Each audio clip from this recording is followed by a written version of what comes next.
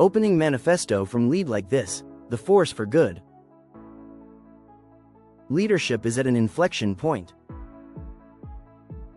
Across organizations of every size, results are being chased harder than trust. Speed is being prioritized over sense. Pressure is being mistaken for strength. Fear is being used as a shortcut to numbers. And while it may work briefly, it leaves damage that compounds quietly and relentlessly. This book exists because too many good leaders are being pushed to lead in ways they do not believe in. Not because they lack conviction, not because they lack skill, but because fear travels downward faster than clarity ever will. At the highest levels, decisions are made under immense pressure. Shareholders demand returns, markets demand speed, optics demand certainty. In that environment, context is often lost before it ever reaches the field. Middle management receives direction without explanation. Field leaders receive mandates that contradict yesterday's priorities. Agents and frontline teams are asked to execute changes that do not align with reality on the ground. When communication fails, trust fractures. And when trust fractures, fear fills the gap. Fear changes leaders. It turns thoughtful managers into silent ones. It turns principled leaders into compliant ones.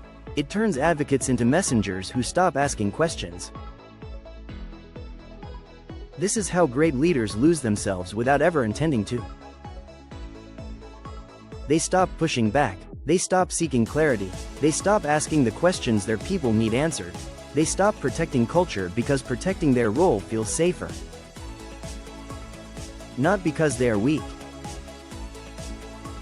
but because fear has entered the system. Bad leadership often looks decisive. Good leadership often looks slower at first. Fear-based leadership can spike numbers. Culture-based leadership sustains them. Fear creates compliance.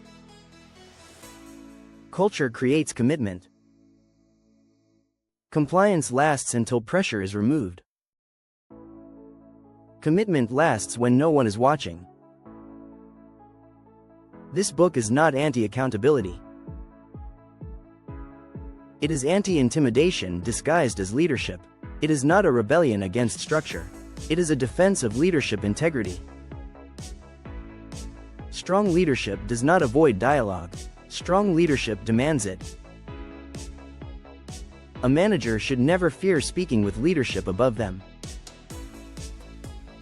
A leader who fears dialogue has already been diminished. Disagreement is not disloyalty. Questions are not resistance.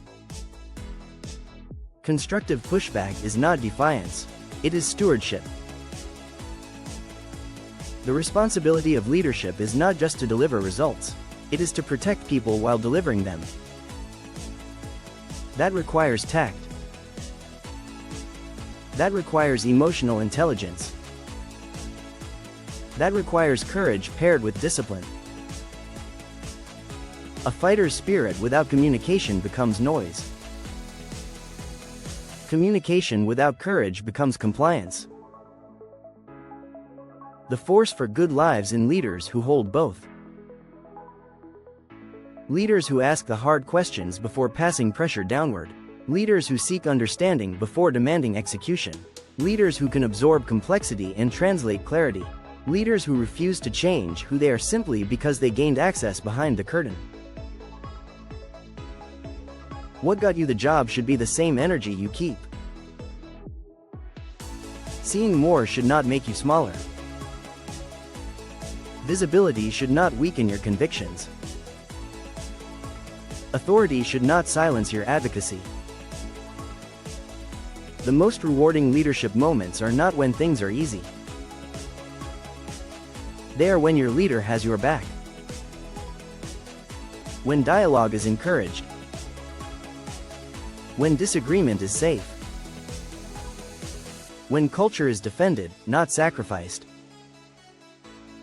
We need more leaders who remain good and strong at the same time. Not louder, Not harsher, not colder, clearer, calmer, more grounded, more principled. This book is for leaders who feel the tension and refuse to surrender to it. For managers who know fear works fast but fails long. For those who still believe leadership is a responsibility, not a position. The force for good is not soft. It is steady. It is disciplined. It is courageous. And it is time it takes control again. Thank you for watching. Subscribe to join the leadership community.